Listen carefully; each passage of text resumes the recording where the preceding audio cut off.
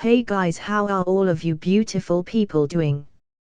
Hope all of you are doing fine, and yes, this is the another amazing video of Reincarnated in Naruto. So without any delay, let's start the story. The next day we all arrived outside the Forest of Death. I looked straight at the forest as I thought about how Orochimaru would try to disguise himself and make an appearance during the exam. TCH. I'm sure he won't remember me or recognize me as it's been so long.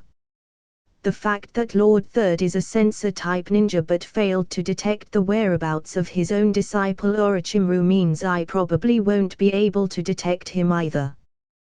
The only reason I'll know is because of my knowledge from my previous life. I wonder if he's actually here though and going to instigate an attack, as he didn't have Kimimro to help battle it out with the fourth Kazekage. As we all stood there in front of the entrance, Anko said, "This is the site of the second exam. The 44th training ground, also known as the Forest of Death." Just as Naruto started making another fuss, Anko played an intimidation trick on Naruto. At that moment someone also snuck up behind Anko. Goo. That is definitely Orochimaru in disguise. I mentally screamed. He looks exactly like how I remembered in my previous life. Crap. He really came. After their exchange, Anko stood back at the front of the entrance to the Forest of Death and proceeded to explain the details. From what I remember, we are either given a scroll of earth or heaven and have to somehow get the one we don't possess by any means. Then our entire team brings it to the center of the tower. As there are 27 teams left, at least 13 will be eliminated. It's a bit different from my past life, since from my knowledge only 26 teams were supposed to pass the first exam, but with the addition of Team 11 we made up the extra team. After the second exam only 7 teams passed out of the 13 total possible. In this case it might be possible for more or less to pass this time depending on our encounter. I wonder how the scroll is going to be divided up then, as it'll be uneven. At this moment Anko said, "All right, since there are 27 teams in total, 13 teams will get the Earth Scroll, 13 teams will get the Heaven Scroll, and 1 team will get the Man Scroll. If you have the Earth Scroll you need to collect either the Heaven Scroll or the Man Scroll. If you have the Heaven Scroll you need either the Earth Scroll or the Man Scroll. And if you have the Man Scroll, collecting either an Earth Scroll or Heaven Scroll will do. You won't know who has which scroll at the beginning, so use whatever means you want to in order to find out and obtain the scroll you need once you're inside. You have 5 days to complete the objective. After you sign a death waiver form you can obtain your scroll in that tent over there." I kept a close eye on Orochimaru's movement as he filled out the form without batting an eye, grabbed a scroll from the tent with his team and stood on standby. I turned to Haku and Kimimro and pulled them a bit further away before whispering to them and motioning with my head, "Haku, Kimimro, do you see that person over there?" Haku and Kimimro nodded. "What's up, big brother?" Haku asked curiously. Without trying to make them too suspicious of my knowledge I pretended to rely on my sensory skills and said, "I'm not 100% sure of this, but his aura is similar to Orochimaru's. Be extremely wary of him if we meet in the forest." Haku and Kimimro's eyes widened with extreme shock before anger welled up inside them. So this is that bastard who caused Big Brother to suffer. I want to tear him apart limb from limb. Haku sneered. "Amen. I won't let anything happen to you, Izaya," Kimimro said while clenching his fist.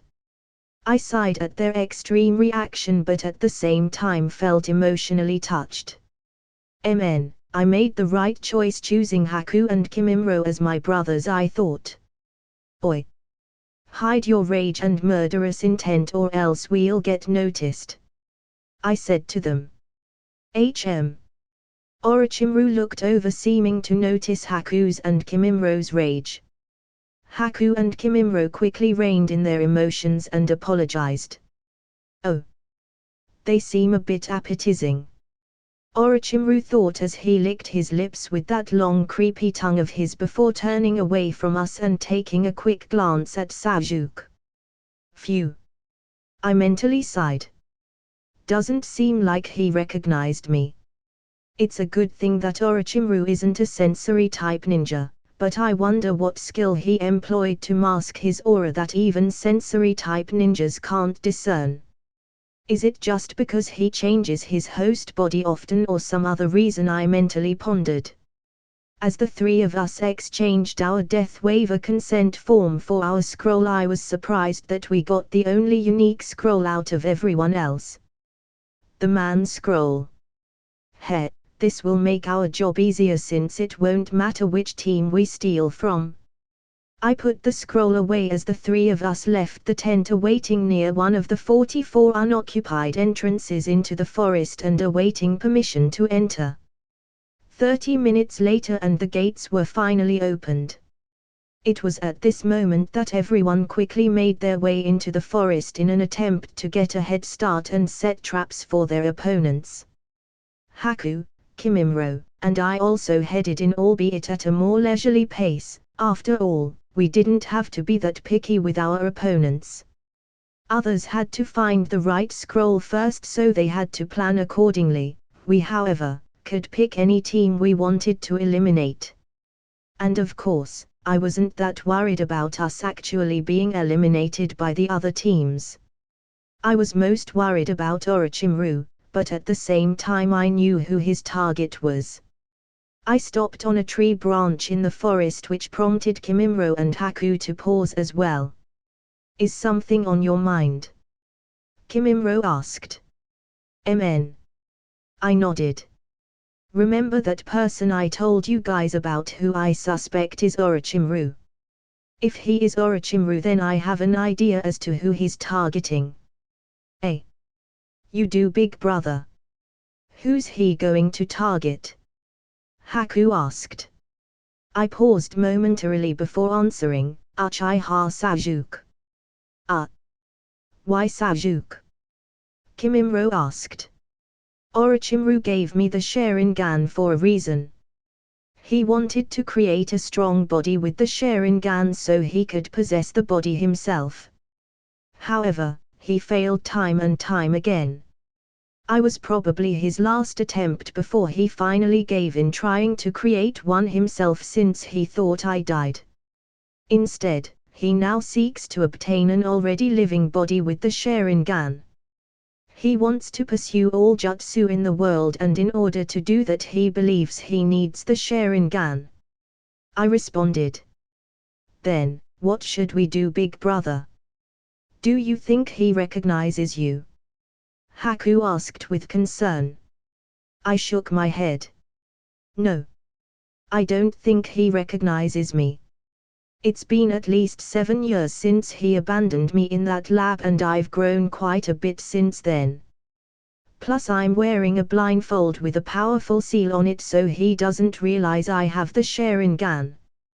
He also wouldn't think that my 5-year-old self, if I survived in his lab, would have been able to travel all the way from his lab in the land of water and come all the way here to the land of fire, much less be accepted into the Leaf Village. As long as I don't show him my Sharingan, I doubt he'll figure it out. I may have looked more like an experimental subject when I was 5, but at least now I seem more human than experiment. I'm thinking of helping out Team 7 and Sasuke a bit. Here, take this." I took out one of my Flying Thunder God kunai and handed it to Haku along with the man scroll. "Hey, big brother, why are you giving me these?" Haku exclaimed, having a feeling of a bad premonition. I smiled and said, "Well, I have a debt to settle with Orochimaru. He tortured my mind and body for so long that it forced me to the brink of death more times than I can count, and he succeeded once pretty much. Take my special kunai and the man scroll. You and Kimimro find another scroll from another team first. I'm going to find Team 7 and give them a helping hand. We should do this together. We can help you. Orochimaru is one of the 3 legendary Sannin, he will be too powerful for you to take on yourself. Kimimro protested. MN. Maro is right. Haku said. Sigh. I stood up and placed both the kunai and the man scroll in Haku's hand. Kimimro. Haku. This is not your fight. Not yet at least. Most likely the proctors and sentinels have already discovered something amiss, so Orochimaru won't be sticking around the exam site for long. Also, the 3 of us won't always be together. There are times when we may need to move separately. I know it would be most ideal for us to move together, but it isn't realistic. We should always remember that the 3 of us are sworn brothers and will be there for each other forever. But we also need to realize that in order to grow stronger, sometimes we need to walk certain paths alone. As long as we do not forget where our heart is supposed to be, we will never lose our way. Sniff. Haku used his arm to wipe the little tears in his eyes and said, Big brother. I won't forgive you if you die. He then put away the special kunai and man scroll. Kimimro clenched his fist and said, If you don't return to our side in 3 days, I will hunt down Orochimaru to the ends of the earth, even if it costs me my life. I put on an appreciative smile and placed my hands on both their shoulders. Haku, you must take care of Kimimro, okay? His health isn't too good. MN. Haku nodded. Kimimro, you must take care of your health. Support Haku well so he doesn't lose focus in dangerous situations. I promise you and Haku that I will return within 3 days if not sooner. You carry my special kunai so I can get to you at no time at all. Kimimro grabbed my shoulder and nodded while Haku gave me a hug before they both dashed off into the forest. Staying any longer would mean they wouldn't have the will to leave. I let out a soft sigh as I inwardly thought to myself. I'm sorry Kimimro, Haku, I had to do this. Not just for me but for both of you. I want to test my current skill level by fighting with my life on the line. Picking a legendary Sannin might be a little overkill, but with the Flying Thunder God I should be okay as long as I don't die instantly. And as much as I want you both to remain by my side forever, you both also need to grow individually or you might rely on me too much. We're taking baby steps first. If you're this emotional after just leaving my side for the second exam where we haven't even left the village, then how are you going to be your own person in the future? It's best for you both to start getting used to moving without me. That way you'll be okay during the times when we actually need to separate. Okay. Now to find Team 7 I need to concentrate. I closed my eyes and focused on all the energy around me. 27 teams. 3 people per team. 81 people have entered the forest of death. Crap. These signatures. They belong to Naruto, Sasuke, and Sakura and they're engaged in a fight already. I quickly dashed in that direction with incredible speed. I grabbed one of my special kunai and infused it with chakra and employed a taijutsu movement skill before throwing it far ahead. As soon as the kunai reached close enough I activated the Flying Thunder God Jutsu and instantly appeared in the far distance as I grabbed my kunai. I then activated the Body Flicker Jutsu and made it to a tree branch nearby just in time to see Orochimaru brand his curse mark seal onto Sasuke's neck. Ag! Sasuke screamed in pain. Sasuke-kun! Sakura shouted in panic. I jumped out from the tree branch and threw my kunai at Orochimaru. His eyes widened in surprise before swinging his head to the side to dodge it. Then in that creepy and eerie voice of his he said, "Oh. He, an unexpected guest. And who might you be, youngster?" I turned to look at him and replied indifferently, "Just a passerby." Sakura noticed me at that moment and replied in shock, "Izaya-kun. Izaya-kun, that person, be careful. They're super powerful." I kept my head facing Orochimaru as I simply nodded before saying, "Take Sasuke and move away from here." "Amen." She nodded. She grabbed and jumped away with Sasuke while he clutched his shoulder and continued to scream in pain. They couldn't move too far away due to Sasuke struggling and moving around. Naruto lay unconscious on a nearby tree. Orochimaru simply stared at us for a moment before he started laughing as if this was a comedic scene. MHMHMHM he ha ha ha ha ha. "Don't tell me that you are the one who's going to face me, boy." His long tongue rolled out of his mouth before licking his lip and receding back in his throat. "Ah, disgusting." As I remembered him, I mentally noted. "Gotta be careful with what I say." "Who are you?" I asked. "Heh." He stared at me with a bit of interest. Is he not affected by my bloodlust and murderous intent? Orochimaru thought to himself. "My name is Orochimaru." "That girl called you Izaya, correct?" I scoffed. "You are Orochimaru. The Orochimaru that I read about in the history books. One of the 3 legendary Sannin." "That Orochimaru?" I inquired. He narrowed his eyes at that moment, seemingly bemused. "Oh. How rare. You, a Leaf Genin, have heard of me, have you?" I'm honored. Usually they don't mention such things until you've advanced from Genin. Reading is a hobby.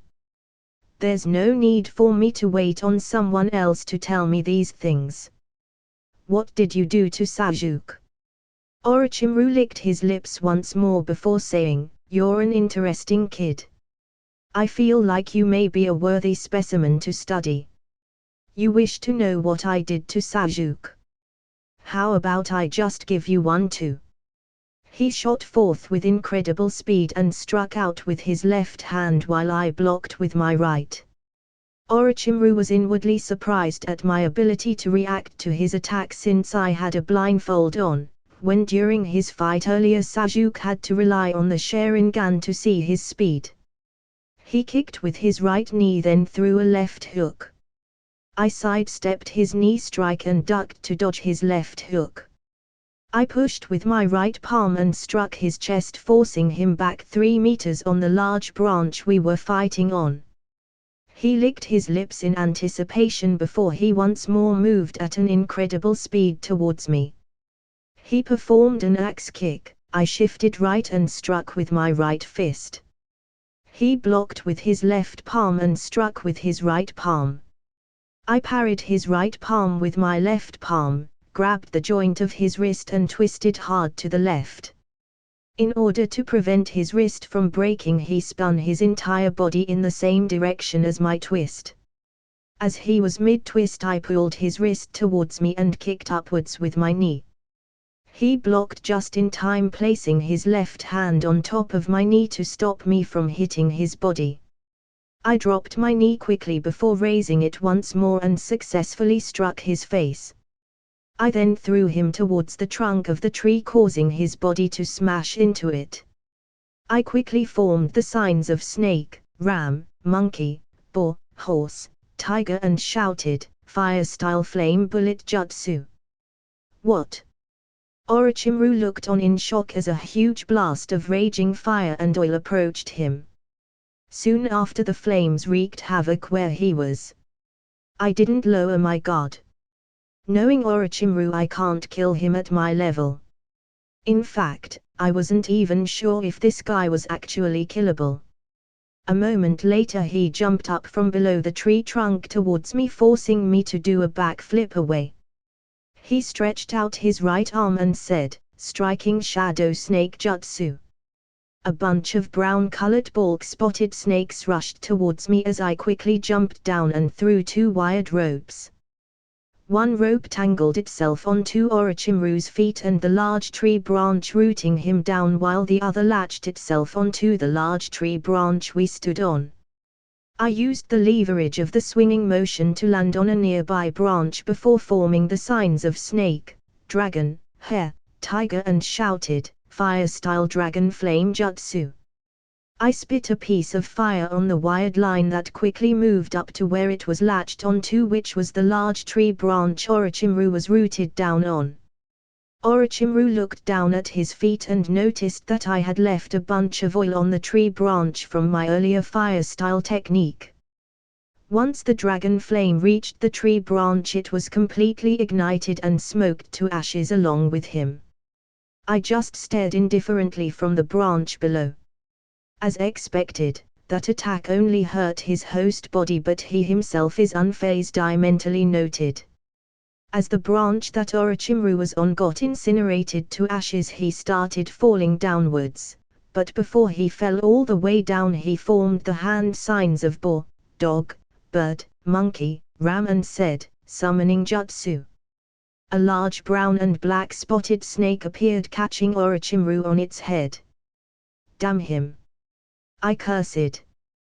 The giant snake rushed towards me and opened its giant maw, attempting to swallow me whole. Just before it could snap its mouth on me, I activated the substitution jutsu and it ended up swallowing a piece of log. Ha ha ha, petty tricks. I admit that you are quite skilled. In fact, your skills are even greater than Uchiha Sasuke. A pity that you do not possess the Sharingan, he said. TCH. He's quite persistent, I complained as I dashed further and further away from where Sasuke, Sakura, and Naruto were. Just as I jumped on a large branch, another giant snake hidden in the treetops lunged downwards, attempting to swallow me. Alarmed, I quickly gathered chakra on my feet and activated my tree climbing skills, swinging upside down on the tree branch. Instead of swallowing me, the snake's mouth ended up biting the large branch. I quickly pushed off the branch and landed on the ground. Orochimaru, standing on top of his large snake, caught up at this moment. Shit. Now there's 2 of his damn summons, I cursed. He jumped off the snake as it lunged at me, forcing me to jump to the left. It was at this moment the other snake whipped its tail at me. I could only curl my body in a defensive position as it whacked me into a large tree. Boom. Ah! I let out as blood trickled down my mouth when I smashed into the trunk of a large tree. Orochimaru appeared from underneath the ground and was about to grab my ankles when I quickly rolled on my right side and pushed upwards with all the strength in my arm, lifting me up off the ground. He fully came up from the ground and reached out to grab me once more when I twisted my body in a horizontal motion and said, Taijutsu Shaolin style 6 kicks of fury. Borrowing the kinetic force of my spin, I delivered 6 powerful kicking strikes at Orochimaru. He was momentarily shocked at my display of powerful kicks. However, he indeed was named a legendary Sannin for a reason. He managed to successfully block all 6 kicks, and at the last kick he grabbed my ankle and swung me through the air before smashing me into another large tree trunk. I spit up more blood before throwing out a shuriken and forming the hand signs of ox, dog, dragon, rat, dog, boar, snake, tiger, then shouted, Shuriken Shadow Clone Jutsu. Heh! He smirked.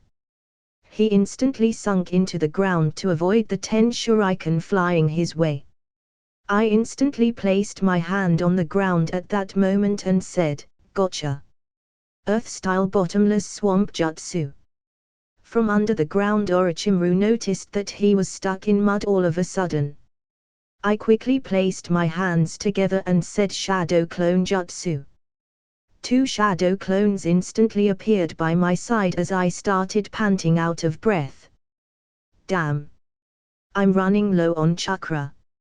Especially now that I'm forced to split my chakra into 3 with these shadow clones. The 2 large snakes appeared at that moment and lunged at me once more.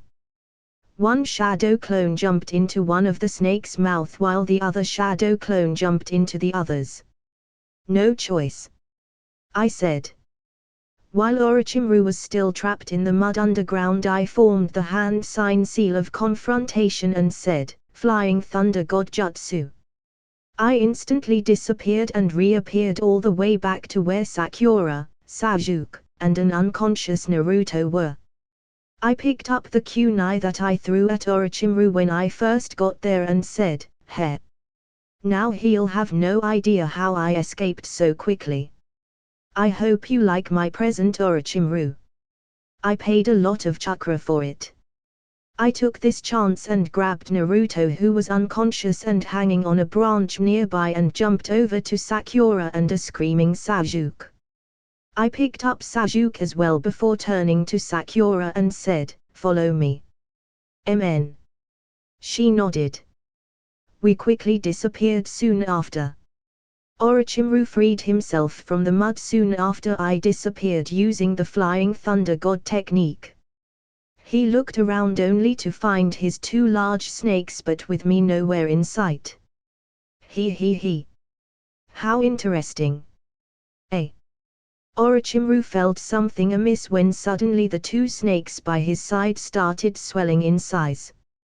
He instantly had a bad premonition and jumped back as far as he could. Not a moment later both snakes exploded with a huge boom resounding through the forest, causing debris and snake matter to fly everywhere. The force of the blast pushed Orochimaru flying through the forest for a few tens of meters before he steadied himself. He stared at the spot where his 2 large snake summons were before. He put on a sinister smile and chuckled lightly. He, how interesting. The Shadow Clone Explosion Jutsu. And 2 at that. To think a kid would set up a trap like this for me. What an interesting egg. He licked his lips before silently disappearing. Swish. Dash. Fwish. Thud. Huff, huff, huff, huff. I continued to pant heavily as blood trickled down my mouth. I slowly laid down both Naruto and Sasuke on the ground in a secluded part of the forest that I spotted. Sakura landed next to me as she went straight to Sasuke. At this point he had already lost consciousness. I slowly sat down on the ground, leaning my back against a tree as I clutched at my heart. Damn. Orochimaru and his summoned snakes sure pack a punch. Just as Sakura was about to say something to me, I stuck my hand out to stop her and said, Wait. Let me catch my breath first. I then sat in the lotus position and straightened my back.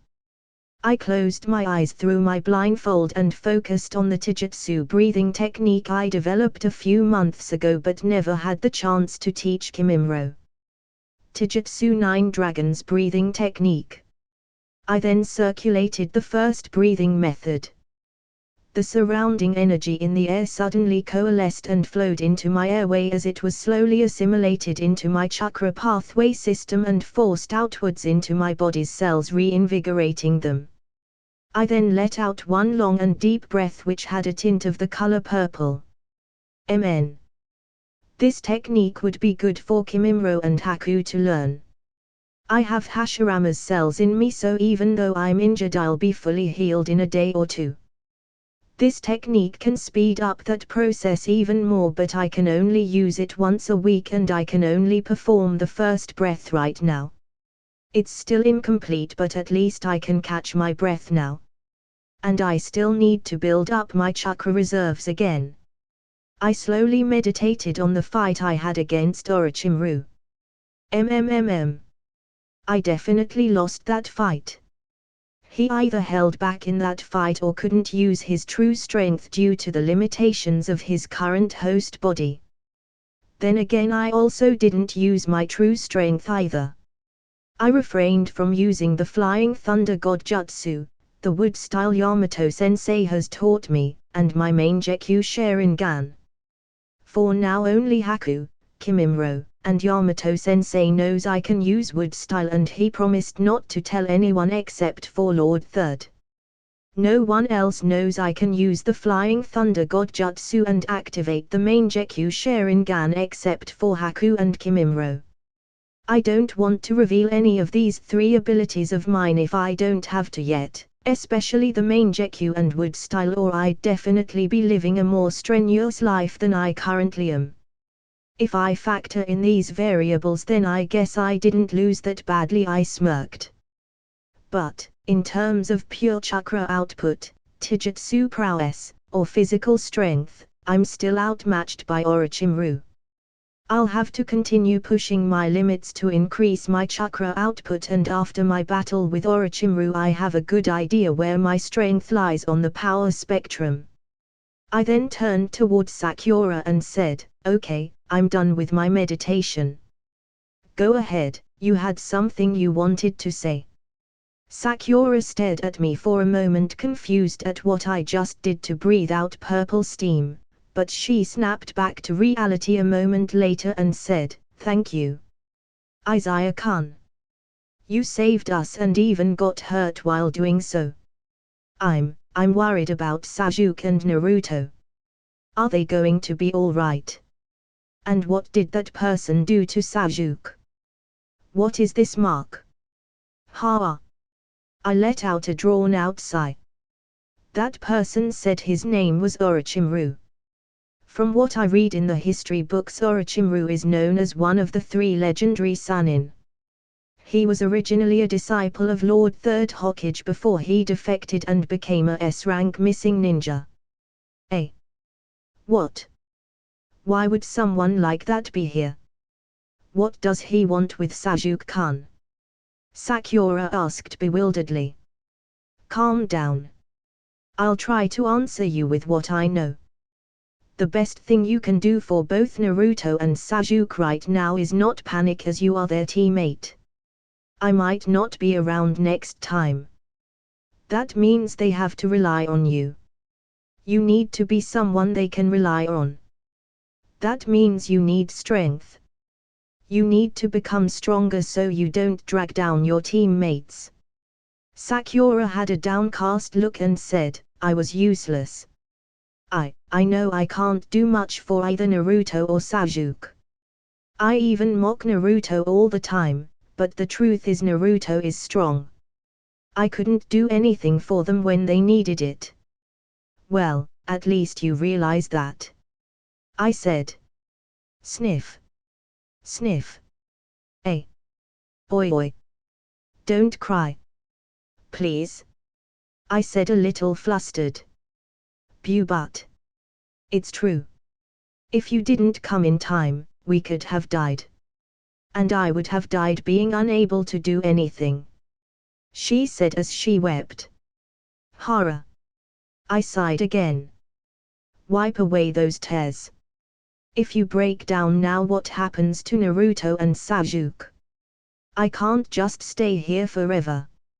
I need to return to my teammates too. I'll tell you my honest thoughts. Since you don't want to see yourself as a burden to your teammates, you should try learning medical ninjutsu. That way, when your teammates get hurt, they can rely on you to heal them. Also, you need to at least learn some basic fighting skills. Here's a life lesson for you. It's okay to be weak. But it is not okay to remain weak." Sniff. "Mn." Sakura nodded, wiping away her tears. "Phew." She stopped crying. I mentally sighed in relief. "Okay. To answer your previous questions. When I fought that guy, he said stuff about wanting a body, and he also tried to give me a mark. That mark is called a curse mark seal or curse seal mark, however you wish to call it. I'm pretty good with sealing techniques, so I do have some sense and understanding of this thing on Sasuke's neck. I can feel it slowly trying to draw out his chakra and replace it with some of Orochimaru's. Since it can draw out Sasuke's chakra, it can grant him more power when he attempts to gather more strength, even when he normally shouldn't have strength left to draw on. When that happens, more of Orochimaru's chakra that is infused with the mark will exert more of its influence on Sasuke's body in an attempt to prepare it, in a sense, for Orochimaru's possession of it. That is why it is known as a curse mark. Anyways, basically Sasuke is in a life or death situation right now. What? Sakura exclaimed. I put my hands up and said, calm down. Let me finish. He is unconscious right now, but he is actually having an internal battle within. Should his body successfully survive the influence of this mark, then he will live. If he loses the battle, well, you can imagine what will happen. But, you should know as well as I that Sasuke is pretty tough, so he won't die from something like this. Have a bit more faith in your teammates. As for Naruto, he'll wake up in due time. Just let him rest. I'll stick around for tonight so you can get some rest. I'll keep watch. No more questions for today. Sakura took a deep breath, trying to take everything in before she fell asleep by Sasuke's side. I merely shook my head and sat in the lotus position, monitoring the situation outside with my senses. I took a glance at Sasuke as I gathered my thoughts. I wonder if I should attempt to place a seal over Sasuke's mark. I don't have the tools or time to set up a proper sealing formation that would be really effective right now. The best I could do right now would be to place a temporary sealing technique over the mark, but I'm not sure how effective it'd be, and in the worst case it might agitate his mark instead. It might also interfere with his internal battle right now, so I can only wait until he wakes up. But when he woke up, I remember the mark started to spread right away.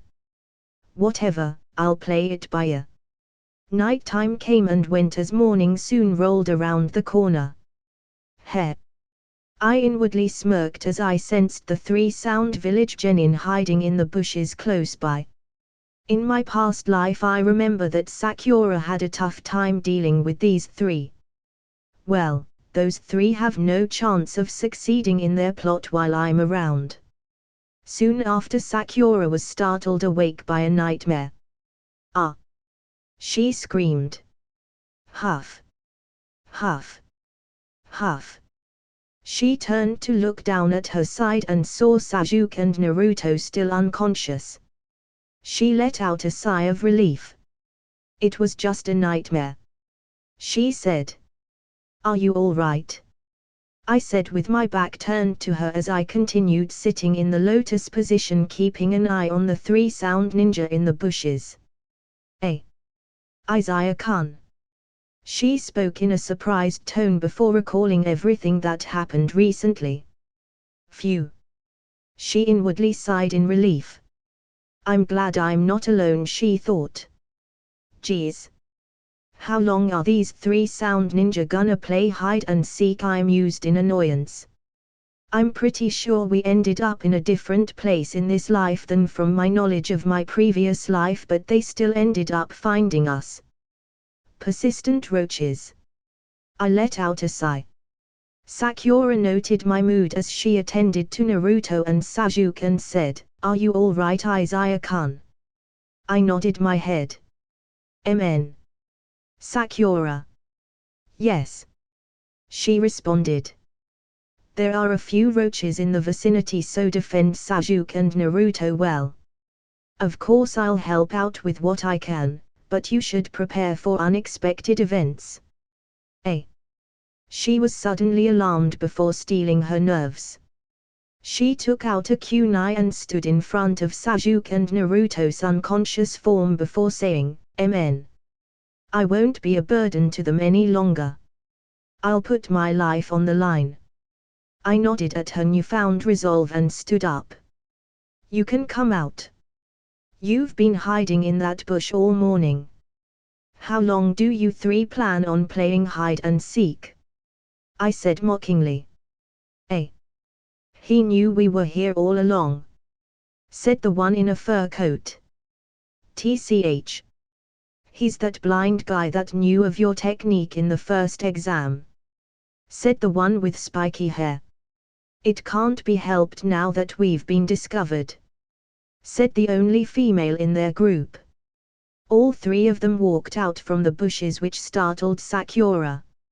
She stared with amazement at Izaya's back as she thought to herself, incredible, he was able to detect them since the beginning. Oi! You're that blind kid from the first exam, huh? I'm surprised you made it this far. What happened to your teammates? They die or something, said the spiky-haired one in a condescending tone. I simply smirked and said, no worries. They went to grab a scroll. We're taking the exam at our leisure. Scum like you three aren't worth putting in our eyes. TCH. Cocky brat. What's your name?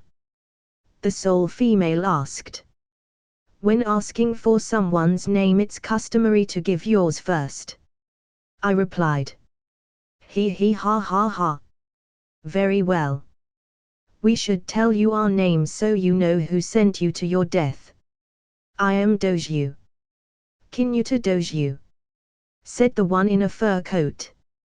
I'm Zaku. Abumi Zaku, the spiky-haired one said. Sachi-kin, the sole female said. I nodded my head, MN. I'm Izaya. Karasuma Izaya. HN. A stubborn kid who wants to die in the end. Zaku, I'll leave Sajuke to you. Take him alive when you have the chance. I'll kill the rest. Doju said. Great. I spent all of my chakra in that fight with Orochimaru, and I used what little chakra I recovered overnight to help speed up my physical recovery, so I can only rely on my taijutsu skills. Luckily these three sound genin brats are little chicks before me. As Doju rushed towards me, I said in a calm and relaxed tone, Sakura, watch closely. Focus on our fight. Don't let a single thing escape your grasp. If you can take away even one thing and add it to your arsenal, then that would be a gain. She stared intently with a serious face and nodded her head. Just as Doju was getting close, we all heard a shout, Leaf Whirlwind. Bam! At that instant Doju was sent flying backwards as dust and debris kicked up into the air. Sakura and I had a dumbfounded look on our faces as we both said at the same time, Doju grunted. Standing before Sakura and I was Rock Lee. Lee. Sakura said, shocked. HN. I told you before, didn't I? That I would risk my life protecting you. Lee said with his back turned in a cool, confident demeanor. That did happen, didn't it? Sakura and I had the same thought, however we remembered it differently. She thought back to when they met in the hallway while I remembered it due to my past life's knowledge. She then replied, thank you. Lee inwardly rejoiced while I face-palmed. It was at that moment Lee also noticed my presence and had a confused look on his face. Who are you? Ha, my name is Karasuma Izaya. I belong to Team 11 under Yamato-sensei. I awkwardly replied. Oh. Yes, I remember you now. My apologies that our first time meeting is under such circumstances, however, I have a duty to protect the lady. He then got into a battle stance while I just rubbed the back of my neck. Well, I went and acted all cool in an attempt to get Sakura to learn some fighting techniques, but it was foiled by none other than Lee. Plans truly never go as you want them to, I inwardly lamented. I simply stood back and said, well then, would you like me to help? I asked Lee. He carefully glanced over Doju, Zuko, and Kin before refocusing his attention on Doju. I will handle this one in the middle. Please protect Sakura-chan in the meantime, he said. I simply shrugged as I thought about the knowledge from my past life. Originally this scene happened as well from what I know. Lee fought Doju but Doju was saved by Zuko, and Lee was incapacitated due to Doju's special arm technique that disrupted his sense of motion. As I watched Lee battle Doju, the scene played out exactly as I remembered it. I sighed to myself. I guess some things don't change even if I intervene. Then again, if I always intervene they won't gain any experience. I went to help Team 7 but Sajuk still got marked by the cursed seal. I brought Team 7 to a different spot but we were still discovered by the Sound Genin and surprisingly Lee. Lee still ended up fighting Doju and lost the strength to fight. Perhaps this is fate. Just as Lee attempted to block Doju's right fist, the metal arm on Doju's hand began to emit a high-pitched piercing noise and was redirected towards Lee's ear.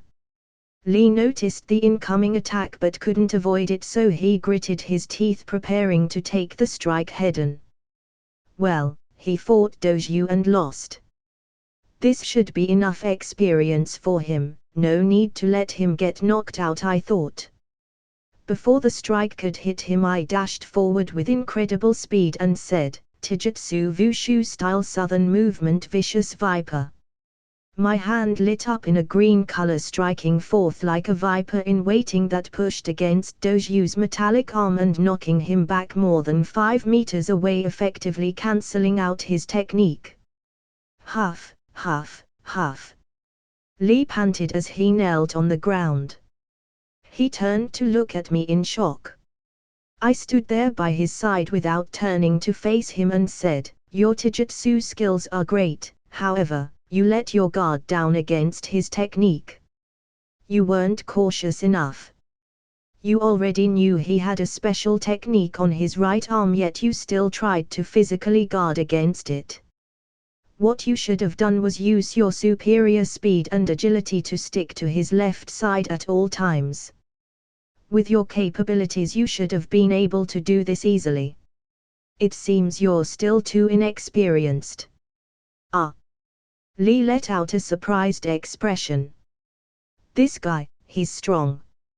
Lee mentally thought to himself. I turned my head to the left. Ino, Shikamaru, and Chojiha. I mentally noted as I sensed their presence. I then turned my head upwards to the shadow of the treetops as I sensed Neji and Tenten. Them too, ha. Well, makes sense, Lee is their teammate, but it's funny how fate works sometimes. No matter how many small details change, some things stay the same. In my past life's knowledge, Ino, Shikamaru, and Choji fought these sound bastards before Neji and Tenten arrived as well. Everyone arrived earlier than before, so I have some time left to deal with these three. Did he just turn his head this way? Ino said. TCH. Was Izaya always this abnormal? Even if he's a sensory type, how did he know we were here when faced with the current situation they are in? Shikamaru whispered. At the same time Neji was also surprised and said, Tenten. Do you know who that guy is? He noticed our presence even though we concealed ourselves. No idea.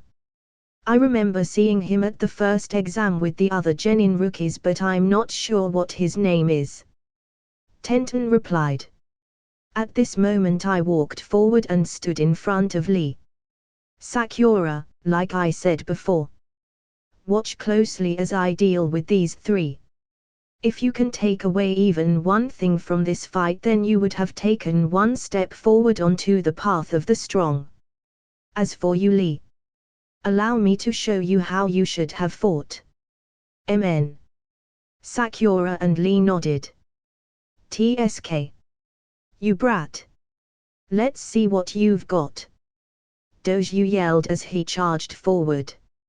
He stepped forward and punched with his right hand, but I ducked and spun to his left with a low leg sweep. What? Doju shouted as he was knocked off his feet and tumbled to the ground. As he stood back up to prepare his next attack, he lost sight of me, only to find me next to his left arm a moment later. He widened his eyes in surprise but couldn't react in time when I kicked his stomach and sent him flying through the air. He rolled around on the ground a few times before coming to a stop as he struggled to stand back up. And that is how you should have fought him, I said with indifference. Ah. I'll kill you, Doju yelled. I shook my head at his idiocy and said, and this is how I will fight him. As Doju rushed forward, I did the exact same. As he moved to the left, I too moved to the left like a perfect mirror image. Something seems off, Doju mentally thought. As he prepared to kick, I threw my kick first, hitting him in the chin and knocked him back. He grunted. Frustrated, he dashed straight at me as I dashed at him, perfectly mirroring his moves. He stepped forward and punched with his right arm as I did the same. Before his fist barely moved, I said, Taijutsu Wushu style Southern movement, vicious viper. Once again my hand lit up with a green glow and struck faster than Doju could see. My palm made contact with his shoulder, thrusting him through the air and crashing into a large tree trunk. Guh! He let out a cry as tears welled up in his eyes and blood spilled out of his mouth. Impossible! Zaku and Kin exclaimed as they watched their teammate getting thrashed around. They glared at me viciously. I shrugged my shoulders and said, don't give me such eyes. If you have the ability, then come at me, I said with confidence. Lee widened his eyes in amazement and asked, what was that technique? It's my own unique taijutsu. I call it the Wushu style. The first technique I used is called Wushu style Southern movement dancing dragon. It works by syncing the flow of your breathing with your opponent, matching your every movement with theirs. Once you're fully synced, then you become like a perfect mirror image of them. Since it is an advanced taijutsu movement, you use your superior physique to outclass their own movements when you find an opening and flaw in their pattern. This way you know how to time your dodging or perform your counter. Notice how I instantly struck out first when I noticed him begin to attack. That's because I synced my movement with his, allowing me to strike first at the opportune moment, not giving him a chance at all. Damn you! Doju said as he attempted to get up, however he instantly became panicked when he realized that he couldn't move his left arm. He looked down to inspect. Impossible, he thought. He completely disabled my left arm. At that moment both Zaku and Kin could no longer hold back and rushed at me. Kin threw 6 senbon needles at me while Zaku stuck out his palms, which had metal holes in them, and said, extreme decapitating air waves. Powerful blasts of air blew out towards me, which also rapidly increased the speed at which the senbon needles flew at me as well. I let out an outward sigh. If I dodge, then their attacks will hit Lee, Sakura, Sasuke, and Naruto. I don't have the chakra to spend on ninjutsu, so I can only use taijutsu. Kimimaro, I know I told you not to use these due to your health, but that doesn't mean I can't, I mentally thought to myself. I took one step forward with my left foot and stabilized my stance lower to the ground. I took one deep breath and pulled back my right fist before saying, Taijutsu Wushu style 8 extreme fists. 8th fist of moving. At that moment my entire right arm and fist seemed to glow with a golden color as I stepped out with my right foot and punched forth with my right fist. I exhaled all the air I took in and let out a loud ha. To everyone in the vicinity it seemed like my fist was moving at the speed of a snail. However, the truth was that time had nearly stopped for everyone. It was as if all sound in the world disappeared. Complete silence. It was because at their current level of strength this fist strike was too fast for their eyes to follow and brain to process. I made a full-on striking motion with my fist before it seemed like the world started spinning again and sound returned to everyone's lives, but the only thing everyone saw was a gigantic flash of golden light and a noise that sounded like thunder. Bang! A ringing noise buzzed in everyone's ear who was in the vicinity for a good 3 seconds before it went away. Huff, huff, huff, I panted as I clutched onto my right arm as blood dripped down from it. Everyone could only stand there in silence. The entire 100-meter area in front of them was torn to smithereens as if a natural disaster blew past. The 3 sound ninja had been blown away far and deep into the forest, undoubtedly dead. The only thing left that was a sign they were here was the earth scroll they dropped when they were blown away. TSK. I clicked my tongue, shattered the bones and tore my muscles in my right arm. Even with my body's special physique, it'll take about 2 weeks to fully heal on its own. A week if a skilled healer helps. Too bad I don't have bones of steel like Kimimro. At that moment I picked up the earth scroll they dropped and threw it by Sakura's feet. Before I could say anything else I noticed all of their jaws dropped down with shocked expressions on their faces. I simply tilted my head a little and said, do I have something on my face? Shikamaru, Ino, and Choji just sat there in the bush. Jaws dropped and eyes wide. Shikamaru was the first to recover from his shock and said in a nervous tone, Oi! Ino! Choji! We will never piss this guy off. Absolutely. Never. Ever. Got that? Ino and Choji nodded their heads in agreement as fast as they could. MNMN. Up in the treetops Tenten was completely covered in cold sweat while Neji had an incredibly complicated look on his face. She swallowed her saliva before saying with a nervous tone, Hey! Neji! If you had to fight him, how would you do it? He furrowed his brow without answering for a good minute before saying, If by fight you mean spa, then I would gladly fight with him anytime, anywhere. If you mean fight to the death like the one we just witnessed, then with my current strength, I don't even want to entertain the idea. No matter what I thought of him before, I never imagined him as a Taijutsu type. In fact, even now I don't see him as a Taijutsu type shinobi. However, watching him fight against those 3 ninja almost felt like I was watching Guy Sensei in action himself. MN. I agree. What the hell was with that last move he just used? It felt so similar to Guy Sensei's special 8 inner gates technique. Tenten commented. MN. You're right. If my guess is correct, then they are similar techniques. He did say that the name of that technique was the 8 Extreme Fists Taijutsu skill. When I used my Bakugan earlier to observe his technique, I noticed that his 8 Extreme Fists is somewhat similar to Guy Sensei's 8 inner gates. Although I've seen it with my Bakugan, I still don't really know how he accomplished such power. To explain what I did see, I'll need to first talk about our bodies. In our bodies there are 8 major gates with many meridians spread throughout. Our meridians create a channel for our chakra to flow through our body. Think of those channels as rivers and the 8 gates as dams.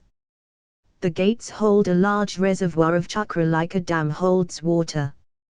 The channels let chakra flow into our body at a steady and constant pace like a river lets water flow in a natural stream.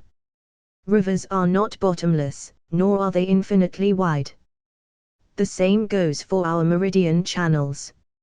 Our channels are not infinitely deep nor are they infinitely wide. What happens when you flood a river with too much water? It starts rising and eventually floods the land. What if you flood your meridian channels with too much chakra?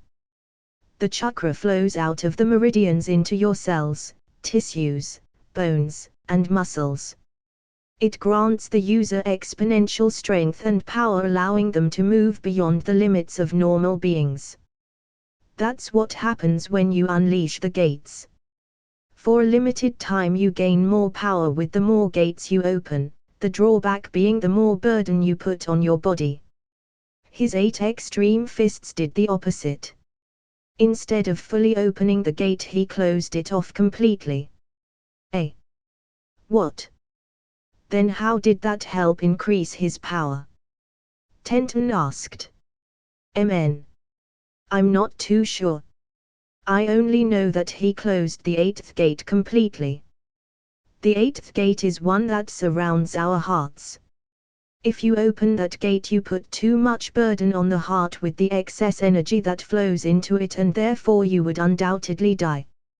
He, however, closed that gate instead. When you close the gate, it isn't as dangerous. The reason is because there is already energy stored there, and your heart can deal with the normal amount of energy in that gate.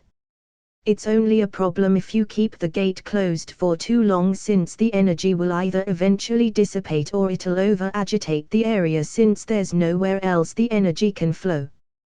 Before I could observe more of the technique, I had to turn off my Bakugan, since the golden light released from his technique hurt even my eyes. One thing is for certain though, that technique incurs harm and risk to the body, just like Gai Sensei's 8 inner gates. The bones in his entire right arm are completely shattered. Neji said. What? Why would he even use that technique then? He could have just dodged those sound ninjas attacks.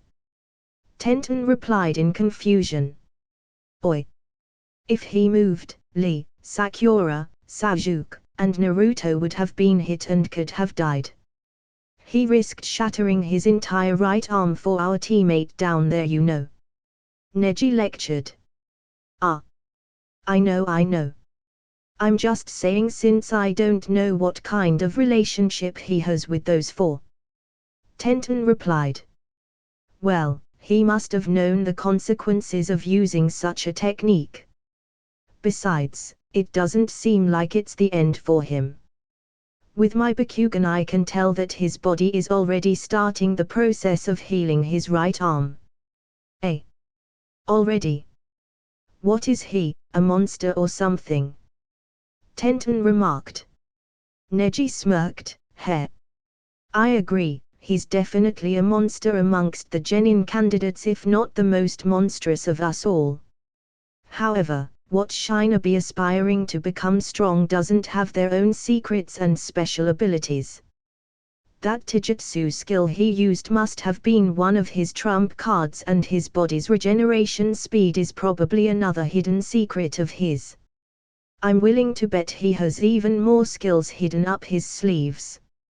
Huff, I continued to pant as I attempted to catch my breath. Oi, how long are you guys gonna stay hiding in the shadows? I said. After I said that, Shikamaru, Ino, Choji, Neji, and Tenten all made their way over. Sakura finally picked up the earth scroll and said in a worried tone, Izaya-kun, are you alright? Neji said in an indifferent tone, his right arm is completely shattered. Ah! Everyone else said in alarm. Neji then turned towards me and said, I'm honestly impressed that you didn't pass out. The amount of pain should be unbearable. I merely smirked. Just at that moment Sasuke woke up with large amounts of sinister and dark, powerful chakra flowing out of him. Ha. He laughed as the cursed mark started to spread over his entire body. Shit. The curse mark is influencing his mind. I cursed out loud. I can't believe I forgot to monitor his situation, I mentally scolded myself. Sasuke-kun.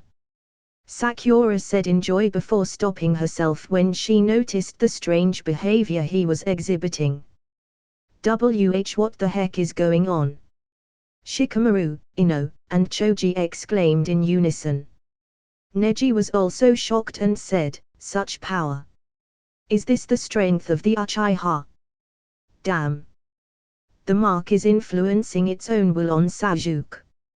He's gonna go crazy lusting for blood and battle. In the past, Sakura managed to stop him, but after I influenced so many events already I can't leave it to chance. Everyone, stay away from Sasuke. I'll deal with it. I finished yelling right as Sasuke looked at me with his Sharingan and body completely covered in the curse mark pattern. He dashed and appeared right before me as he kicked straight at my chin with his left leg. I did a backflip to avoid his strike as he gave chase and raised his right foot to kick me. I quickly countered by raising my own right foot and blocked his foot, then I stepped down on top of his feet forcing it down in place on the ground. He struck out with his right fist but I used my left elbow to block it and then I quickly transitioned my elbow block into a palm strike that grabbed his right wrist and pulled him off his center of balance. I used that chance to expertly pull back my left hand and thrust out my left palm, striking Sasuke in the chest and forcing him to fly through the air. I coughed a few times as I spit out blood from all the physical movement after just sustaining internal injuries from earlier. Sasuke rolled his body a few times in the air and did a backflip to help reduce his speed before landing on his feet back on the ground. He gave me a sinister glare and began to gather chakra to his hands and mouth. Shit! I exclaimed in my head. It's just one fight on to the next and I barely have any chakra left. Forget it, I'll have to use my Flying Thunder God technique at some point sooner or later and it's the least flashy of the others. Plus, it's the only technique that can help me salvage this situation I'm in with the pitiful amount of chakra I have left. Sasuke weaved the hand signs of rat, tiger, dog, ox, hare, tiger and said, Fire style Phoenix Fire Jutsu. At the same time that Sasuke finished weaving his hand signs I jumped back and threw my Flying Thunder God kunai. I then used my left hand and smeared the blood flowing down my right arm onto it. I hope this temporary seal works. I mentally crossed my fingers. I performed the hand signs of hare, snake, horse, ram, bird, dog, and rat with my one bloody hand and said, Sealing Jutsu Minor Evil Suppression Seal. The blood on my left hand lit up in a light green color and just as the balls of fire arrived in front of me my special kunai flew past Sasuke's side. I immediately activated the Flying Thunder God Jutsu and instantly arrived behind Sasuke catching my special kunai between my teeth. Before anyone could react I placed my glowing left palm over the top of the curse seal mark on Sasuke's shoulder. A loud zing sound was heard before all the green-colored light on my palm flowed into the curse mark. Within the next 5 seconds the marks that spread across Sasuke's entire body flowed back into the seal on his shoulder with a new ring of fire pattern around it acting as a temporary lock on the curse mark. As soon as I finished placing down the seal I felt my vision go dark as I lost consciousness. Everything happened so fast that no one even had time to react. Neji and Lee wanted to step in and help when they noticed the balls of fire closing in on Izaya, but before they even had the chance they saw Izaya appear behind Sasuke like a ghost and soon after that it was all over. What just happened? Ino said as she stared bewilderedly. Even Neji and Lee didn't know how to react. They just stood there for a moment trying to process what they saw. In fact, they weren't even sure if what they saw was even right in the first place. Did Izaya-kun use genjutsu just now? Lee asked. Neji finally snapped out of his stupor and closed his eyes for a moment before saying, I don't know. That doesn't matter right now anyways. His injuries need to be attended to. Everyone then walked over to where Izaya's body lay on the ground. His chest rising and falling a bit quicker than normal. Bakugan. Neji took a look at Izaya's condition for a moment before deactivating his dojutsu. How is he? Sakura asked. He's exhausted his chakra and has sustained internal injuries. His right arm is completely shattered. I don't know what sort of technique he practices, but his body seems to be repairing itself at a rapid pace. It seems he might have a slight fever due to his over-exhaustion of his mental and physical energies. He'll probably recover after some rest. His circumstance is too unique for me to make any kind of proper diagnosis or prognosis, Neji said with a sigh. He was able to fight Sasuke and defeat him even in the state that he was in. And how did he move so quickly? Just how strong is this guy? What is his true strength? Neji mentally questioned. Sasuke groaned. He woke back up at this moment. Sasuke-kun! Sakura shouted as she slowly helped him sit up. Sasuke clutched his head as he felt a pounding headache. What happened? He turned to look around and saw Izaya unconscious on the ground. He widened his eyes as the memory of him feeling tremendous power flowing through his body and also extreme rage and bloodlust. He recalled the scene of him attacking Izaya and trying to kill him before Izaya touched his shoulder, causing him to feel a cool and soothing feeling flow through him, erasing his anger and rage. He placed his hand over the place where the cursed mark was and looked. There were 3 black tomo patterns with a ring of flame patterns surrounding it. Did Izaya stop me? Sasuke softly asked. Mn. Sakura nodded with tears in her eyes. She gave Sasuke a hug and started to cry while also telling him what happened while he was unconscious. A few hours later and everyone had settled their business.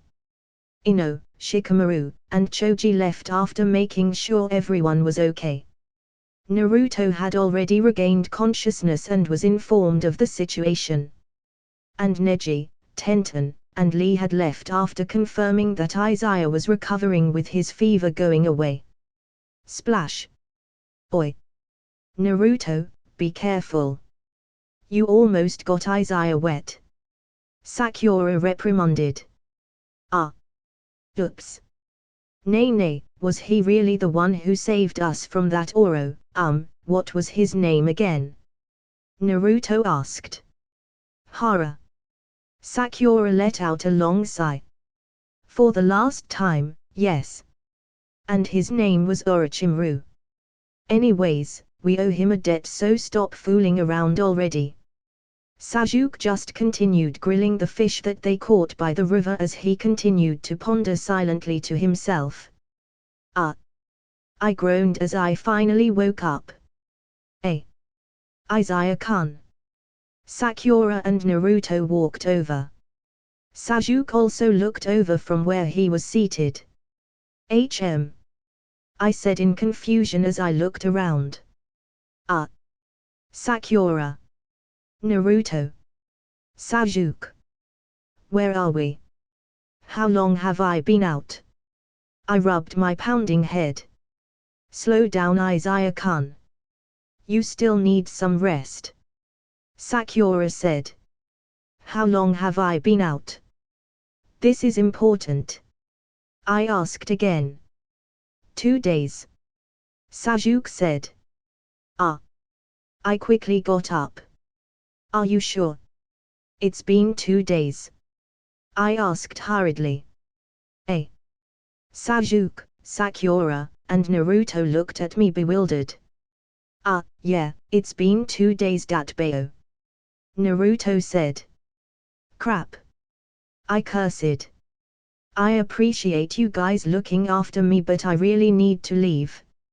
If I've been out for 2 days, that means I've been gone from my teammates for 3 days. Gotta go before they do something stupid. See you guys later. Oh, and I'm glad you're all doing all right now, I said quickly as I jumped back through the forest away from their sight before activating my Flying Thunder God Jutsu. What was that about Datbeo? Naruto said in confusion. We didn't get to properly thank him either, Sakura mumbled. Sasuke just stared at the forest where Izaya had disappeared into before saying, Oi. We'll have a chance to thank him later. First, we need to focus on the most pressing problem for our team. That Orochimaru guy destroyed our Heaven Scroll. Izaya gave us the Earth Scroll from those sound ninja bastards. That means we still need to find a Heaven Scroll and we only have less than 2 days left. Deep in the forest sat 2 young shinobi on a large tree branch. One was staring off into the distance while the other was fiddling with a senbon needle. Maro. Today's the 3rd day, what if Big Brother doesn't? Haku teared up as he couldn't and didn't want to finish his sentence. Kimimaro only clenched his fist and said, Izaya said that he will be back in 3 days. If he doesn't return by the end of today, I'll go kill Orochimaru myself. I don't care if he's one of the so-called legendary Sannin. I'll bring him to the grave with me. Before they could say anything else they heard a familiar-sounding voice, Is your brother here that easy to get rid of? Both Kimimaro and Big Brother. Haku ran and squeezed me in a tight hug. Kimimaro also surprisingly gave me a hug as well, although it was a bit of an awkward hug. I groaned as they pressed against my arm splint. Hearing my cry of pain, both Haku and Kimimaro stepped back and took a good look at me. Ripped cloak, torn pants, disheveled hair, blood stains, and a right arm splint. Haku exclaimed in shock. What happened? Did Orochimaru do this to you? That's it, I'm really going to go kill him right now. I quickly stepped forward and grabbed Haku by the shoulder, holding him in place. Oi. At least let me explain first. I lightly chuckled. Kimimaro just narrowed his eyes with his arms crossed as he waited for me to explain. Fine. Haku conceded. First off, Orochimaru did not do this to me. By the time I got to Team 7 they had already fought. Orochimaru had injured Team 7 and left a special cursed seal mark on Sasuke. I fought with Orochimaru and lured him away from Team 7. That guy was a really tough nut to crack. I lamented as I recalled our battle. I let out a long sigh before continuing. Anyways, after luring him away and recognizing that I was outmatched, I tricked him and successfully escaped. Don't worry, I only incurred some minor physical and internal wounds from my battle with him. The worst part of my battle with him was the large amount of chakra I was forced to expend. Once I escaped, I brought Team 7 away to a safer location. Unfortunately, we were discovered by those sound ninja guys from the first exam. With not enough chakra to spend, I could only utilize taijutsu. I ended up having to use the 8 extreme fists technique, which is why my arm is currently how it is. So really most of the damage you see is self-inflicted. Both Kimimaro and Haku exclaimed in shock. But that technique is not yet complete. And your body isn't tempered enough yet to withstand the burden of that overbearing skill. Kimimaro yelled out. I put my left hand up guiltily and said, I know. I even told you not to use it. I've only formulated the 8th fist and the 7th fist for now, and even then it isn't perfect yet, which is why my arm ended up as it did. But don't worry, I know their power and I know my limits. Even though my bones shattered from using it, I suppose Orochimaru does deserve some credit for the attention and care he put in my body. My body is healing rather quickly. After about 2 weeks my right arm will be good as new. Haku merely massaged his eyes in frustration, clearly unhappy with the scene of events. Anyways, after that I started when Haku cut in and said, "There's more. Weren't you only supposed to fight Orochimaru? Why did you end up having to fight those sound ninja guys and now you're telling us there's more? I knew we shouldn't have separated." Ah ha ha. I laughed embarrassingly. This separation was supposed to help them get used to developing their own path and not rely on me. In the end it seems like it might have had the opposite effect, I inwardly lamented. All right. I concede this time. Just know that what I said before we separated holds true. Some paths we must walk on our own. I know you hate looking at my disheveled and beaten up appearance, and I would also be frustrated if I saw the both of you in the same state, but I would also respect your wishes and help you along your path. Understand? Even though I look beaten up, I'm still alive and well. Now after this experience I have gained a lot of insight from it and have taken another step towards my own ninja way. I want you both to be able to develop your own ninja way too, okay? I said with a soft expression and smile. Sigh. Okay. I understand, big brother. I'm just glad you're here now. Haku said in defeat. Kimimaro remained silent for a moment before saying, "Very well. I shall accept your wish. However, that doesn't lessen my rage or intent to kill Orochimaru." MN. Me too. Haku chimed in. I gave a light laugh and nodded. Okay. I understand both of your resolves. Let's just forget about that slippery snake for now. Who knows, he may end up being useful later. Oh right, did you guys obtain another scroll yet? Heh. Of course, big brother, we got it a long time ago. Haku replied as he took out a man's scroll and an earth scroll to show me. MN. Then let's head to the central tower and finish up this exam. I said. Okay. Kimimaro and Haku nodded in agreement. After we made it to the central tower and opened the 2 scrolls, a Chunin instructor popped out to congratulate us on our successful pass. We ended up waiting with the other participants who already passed for the next 2 days. To my surprise, Team 7 showed up the next day instead of on the last day. From my past knowledge, however, the same number of teams and participants were still the same. A total of 21 people making up 7 teams. In my past life the sound ninja that I ended up killing had passed, but obviously since they are dead they didn't make it.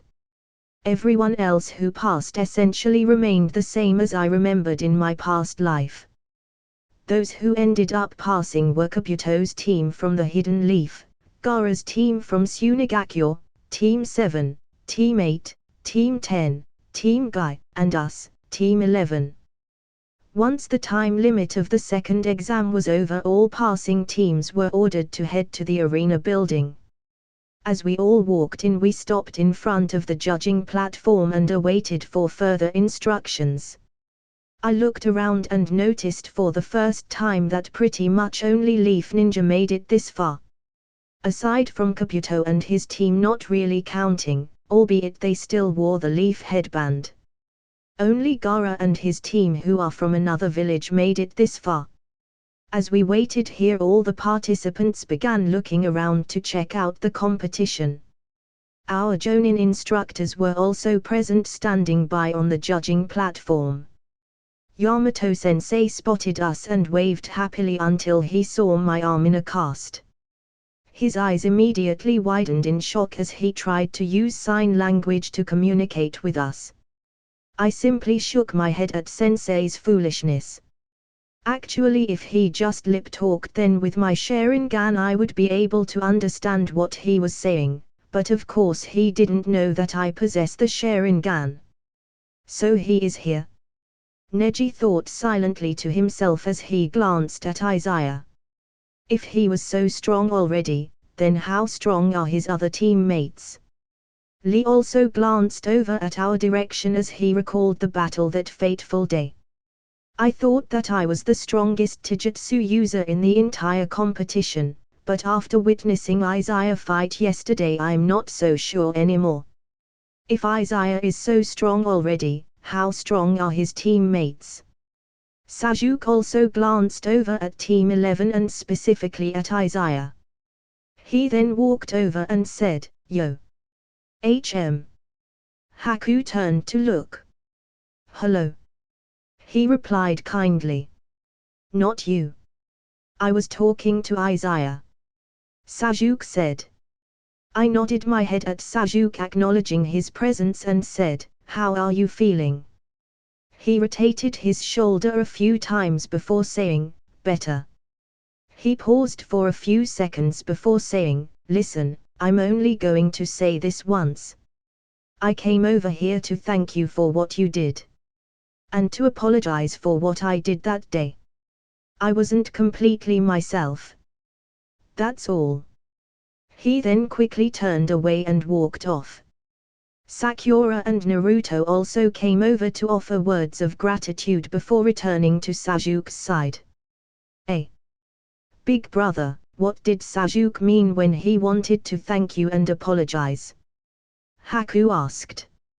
"Oh, that's right, I never told you guys. Or rather, I was going to tell you guys but you interrupted me, remember?" I said. "Oh, ha ha ha, sorry. Can you tell me now?" Haku replied. "Millimeter. Later. When we have more time," I responded. It was then that Anko finally walked up and said, "Congratulations on passing the second exam, everyone. Lord Hokage will now explain why you are all gathered here." We all listened intently to Lord Third's speech as he rambled on about history and the true purpose of why nations host the Chunin exams jointly, etc. etc. Soon after, a Chunin appeared in front of everyone by the name of Hayate Gecko, who explained about a preliminary third exam. Of course I knew this from my past life, but many of the others were annoyed by this. As we waited for Hayate to finish the explanation for the preliminaries, I took a glance at my surroundings to see if I could spot Orochimaru. From my past life's knowledge, Orochimaru disguised himself as the Jonin instructor for the Sound Ninja Genin who made it to this round. However, I killed them in this life, so I searched to see if I could spot whatever form he took on now. Just as I was slowly sweeping through all the ninja instructors, proctors, and sentinels present, I sensed someone's eye staring at me intently. Without moving my head, I peeked over with my eyes through my blindfold and saw that it was the Jonin in charge of Kabuto's team, who had a thoughtful look on his face. "Oh. Looks like he was forced to possess the body of the Jonin in charge of Kabuto's team in this life. He must be thinking about our fight in the forest," I mentally smirked. I then noticed his attention shift to Sasuke, however his reaction was one of confusion. And I knew why he was confused. With Sasuke being this close to Orochimaru, he could slightly influence the curse mark seal in an attempt to make it flare up. However, he probably never expected that someone would be able to place a temporary sealing technique on it. While my sealing technique wasn't a very powerful one, thankfully it was enough to prevent Orochimaru from indirectly affecting it from a certain distance. It was at this moment that the other Jonin and Lord Hokage looked intently at Sasuke. "Lord Hokage, we should have Sasuke withdraw from the preliminaries and the rest of the exams. Then have him guarded by skilled Anbu," Anko said. I doubt he's going to just agree with an arrangement like that," Kakashi chimed in. Do you know how dangerous it is to have him participate? The curse mark draws on chakra and influences the mind. It can flare up when one tries to build up chakra or gets lost in an emotion of violence.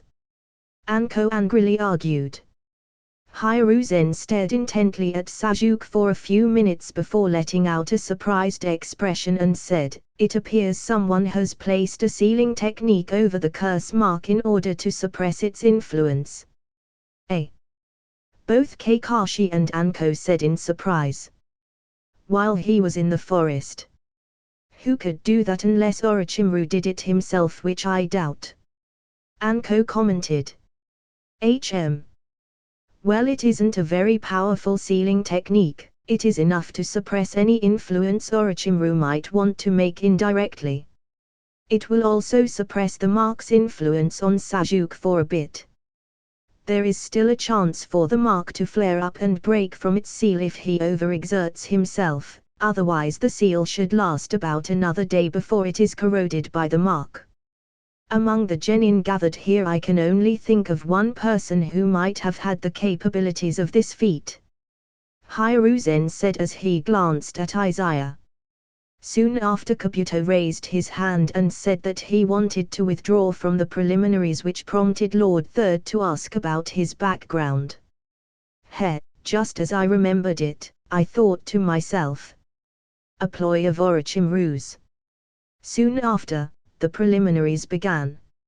It would be one-on-one fights from here on out, and whoever loses gets eliminated without the chance of proceeding to the finals. Interestingly enough, the first match was Sajuk vs. Yoroi, a team member of Kabuto's.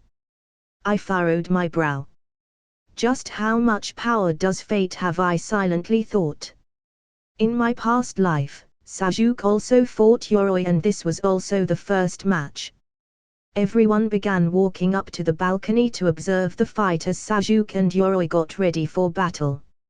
As Kakashi made his way to the balcony, he stopped momentarily by Sajuk and said, "Sajuk, I know that someone placed a sealing technique over your mark to help keep it in check, however, it's dangerous if you overexert yourself. If the mark flares up, it could endanger your life. Try to finish the fight as soon as you can, and if you can help it, don't use the Sharingan." So you knew about the mark? I had the same thoughts. Sajuk smirked and then said with a serious face. Just as Kakashi was walking away, he said, "If it flares up, I'll end the fight." TSK. Sajuk clicked his tongue. I was the last to leave the arena as I also walked by Sajuk and said, "Oi. I heard he's got a unique skill, don't let him touch you." I then walked off, leaving Sajuk in a daze before he snapped back to look at my retreating form. This guy. First he helps suppress the mark, and now he tells me info on my opponent. Does he want something from me, or is he just that nice?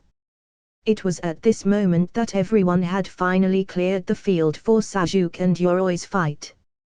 The proctor Hyatt finally said, "Start." Orochimaru watched intently in anticipation. He had specifically planted Yoroi in the Chunin exams so he could fight Sajuk. He wanted him to use his unique ability to absorb chakra and drain Sajuk of his chakra in an attempt to have Sajuk rely on the curse mark. Yoroi weaved some hand signs together before his palms lit up in blue. He slowly made his way over to Sajuk, who stared intently at Yoroi. Once Yoroi got within 10 feet, Sajuk pulled out his kunai and threw it at Yoroi's chest. Just as Yoroi jumped to the side to dodge, Sajuk used his superior speed and agility to move right underneath him and kicked upwards at Yoroi's chin. He was caught off guard and flew into the air after the kick connected. Sajuk mirrored Lee's Taijutsu move from when they fought in the academy before the first exam. He used the shadow of the dancing leaf technique to appear behind Yoroi in the air before using his own original Taijutsu move he called Lion Combo. That had ended the fight completely as Yoroi was instantly knocked unconscious from Sajuke's barrage of attacks. Orochimaru narrowed his eyes in disappointment and then in astonishment. At that moment he had finally taken note of the pattern around Sajuke's curse mark, which now had a pattern of a fire ring seal that locked the influence of the mark in place. He continued to contemplate what the heck happened and who had placed that seal there, but in the end he resumed his normal expression and disappeared from his spot. Amen. I nodded my head in acknowledgement. In my past life Sajuke struggled a bit against this Yoroi person, but this time he finished the fight quickly and flawlessly. Probably because I placed that seal on him and prevented it from flaring up during the fight. Also because in my past life they were the last team to pass the second exam, so they were exhausted in their fight. This time they finished early and had a day's rest before the start of the preliminaries. Kakashi took Sajuke to the back in seclusion as I had expected. He's probably going to place on the stronger version of the evil suppression seal, I silently thought to myself. I glanced over the room and didn't find Orochimaru, meaning he was going to pay Kakashi and Sajuke a visit like I remember. I had to seriously think about what I was going to do about the next set of events. How am I going to respond? How should I deal with it? I sighed to myself. I guess I'll leave Sajuke be. I can't keep treating him and others like they are my pawns on a chessboard. Sajuke is a person as well, and he'll also develop his own ninja way. He needs to grow stronger, but if I keep interfering then it's like I'll end up having to be his teacher. That's too much of a pain. If I remember correctly, in my past life even the filler episodes of the anime showed what would have happened if both Naruto and Sajuke's family survived. In the end, Sajuke still ended up going to find Orochimaru and Naruto ended up saving him. And the whole reason is because Sajuke seriously has an inferiority complex. I let out another sigh. Forget it, if Sajuke leaves the village later then I won't stop him, I'll let Naruto handle that. Those two share a powerful bond in a weird way, but a bond that'll somehow work itself out, I guess. Next match is Abraham Shino vs Karasuma Izaya. Hyatt said. Oh. It's me. Just before I left for the arena, Haku quickly said, Big brother, your right arm isn't healed yet, so be careful. Amen. I nodded in agreement. I then jumped down from the balcony to the arena.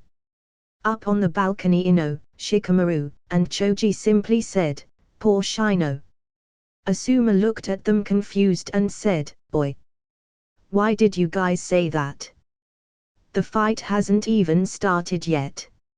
Ha ha, Asuma-sensei, you haven't seen that guy fight before so you don't know, but if I were to be honest I don't think any genuine candidate here right now can beat him. The only ones who might stand a chance are his own teammates, since I don't know how strong they are. Shikamaru replied. Asuma glanced at Izaya seriously. If Shikamaru is the one saying that, then there is definitely a reason for him to make such a statement, he thought. Oh. Yamato, it's one of your students that you always brag about. Is he going to be alright? He looks injured. Guy commented. Heh. Guy, you'll know soon enough. Yamato replied. Hyatt walked to the judging position and said, Start. Shino and I just stared at each other for a moment before he said, You look like you're injured. Are you sure you don't want to withdraw?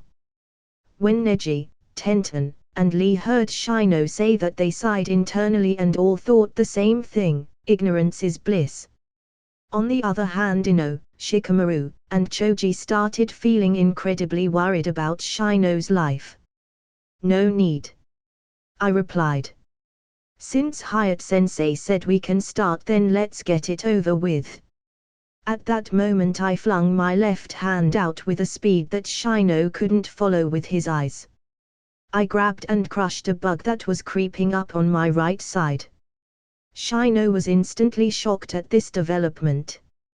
He had secretly commanded one of his bugs to stick itself onto my body so he could prepare his next attack, only for it to be found out and crushed in the next moment.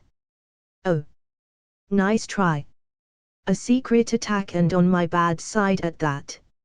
Not bad, not bad. I mused aloud.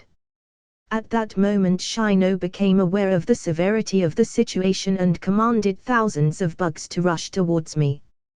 I jumped up and did a backflip in the air as I weaved the hand signs of snake, ram, monkey, boar, horse, tiger with one hand and said, "Fire-style flame bullet jutsu."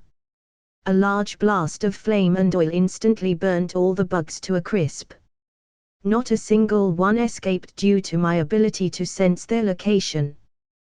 Before Shino could do anything else, I arrived behind him with a kunai pointed at his vital artery in his neck. "Your move," I said with indifference. The battle ended anticlimactically as everyone had expected. However, those who never seen me actually fight before were pleasantly surprised at my ninjutsu ability and one-hand weaving skills. As I made my way back up the balcony, Haku and Kimimaro congratulated me on my victory, to which I simply nodded. The rest of the battles came and went without much of a hitch, and Kakashi also returned. It turns out that Shikamaru was matched against Choji. The outcome was Shikamaru's victory. Another matchup that surprised me was Haku against Kimimaro, but to everyone's disappointment, except Team 11, Kimimaro forfeited the match right away and let Haku take the victory. "I'm sorry, Maro. It doesn't seem fair that I won like that," Haku said apologetically. Kimimaro shook his head. "No, it's okay. Remember, my health is not great, so it would be best if I just end my part in the competition here. Plus there's no need for the two of us to fight. I feel my condition is starting to worsen. I can always take the exam again when I am cured."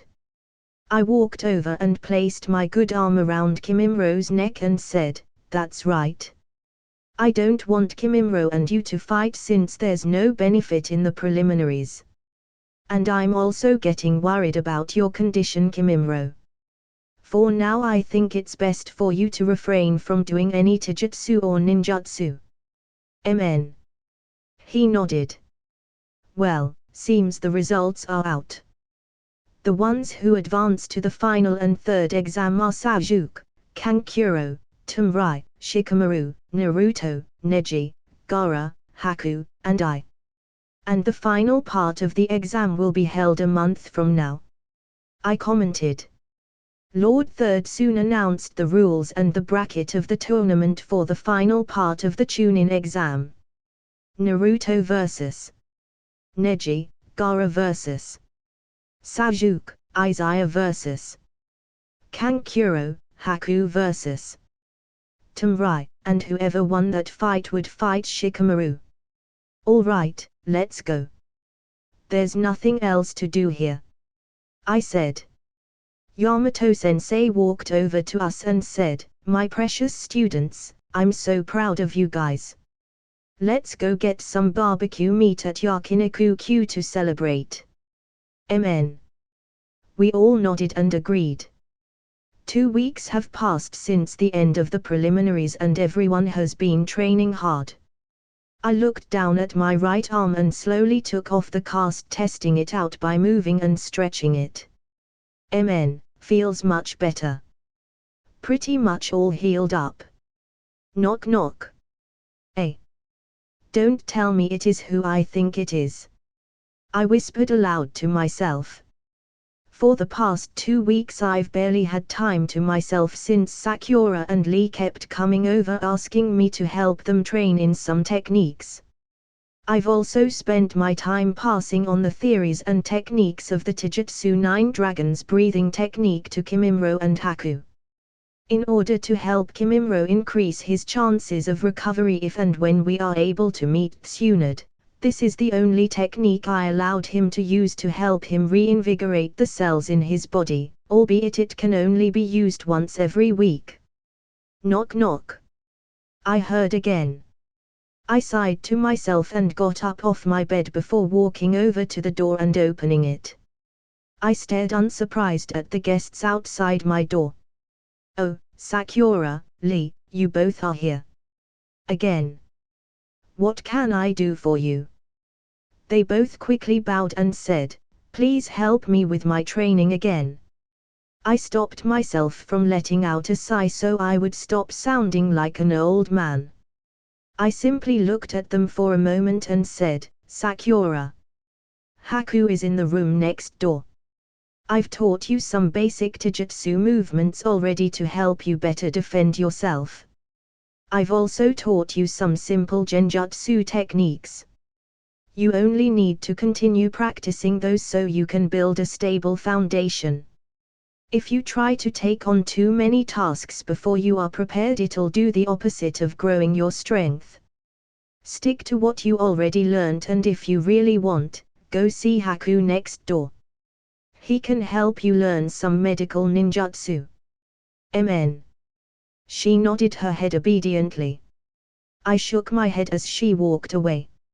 Honestly, what the heck is Kakashi-sensei doing? I mentally thought. Spending all his time only on Sasuke, he should at least say one or two things to Sakura and Naruto. I then turned my attention to Lee, who was still bowing. Now I let out a long sigh. Come in, I said as I walked back inside my room. Yes, Lee replied respectfully. He walked in and closed the door as he awaited further instructions. I'm used to myself at his obedience and demeanor, since it reminded me of my past life when I was also undergoing strict training. I looked at his battered up form and splintered leg thoughtfully before saying, Lee, I've decided I will teach you a technique to help reinvigorate your body's regenerative properties.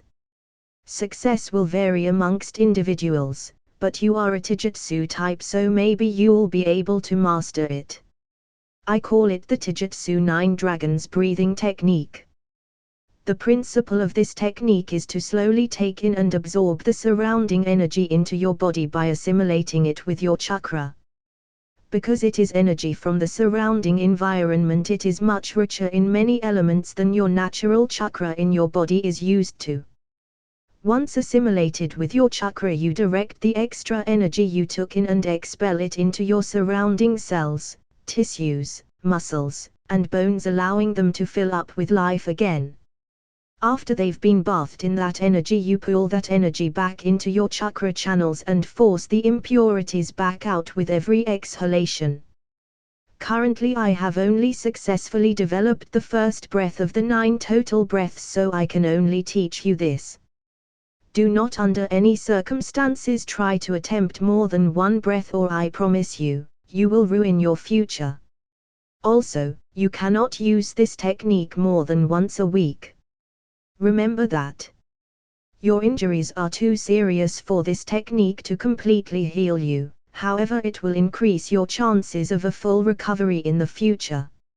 If you cannot swear on your life as a shinobi to adhere to the conditions I just spoke of, then leave this room and don't seek me out again for help.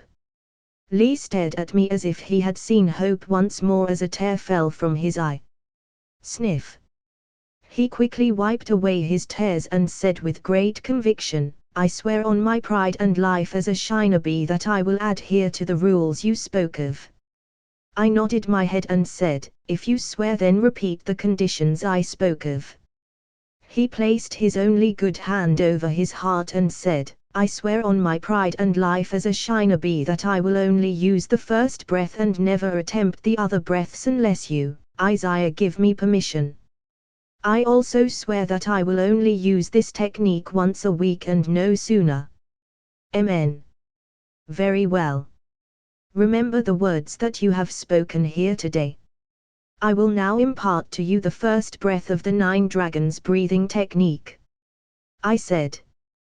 The days came and passed as everyone was immersed in their training and awaited for the finals to begin until finally, the day of the final tune-in exams arrived. That's it for this video guys. Hope you like the video. Like, share and subscribe the channel. Also make sure you give me your recommendation in the comment section down below. Thank for watching.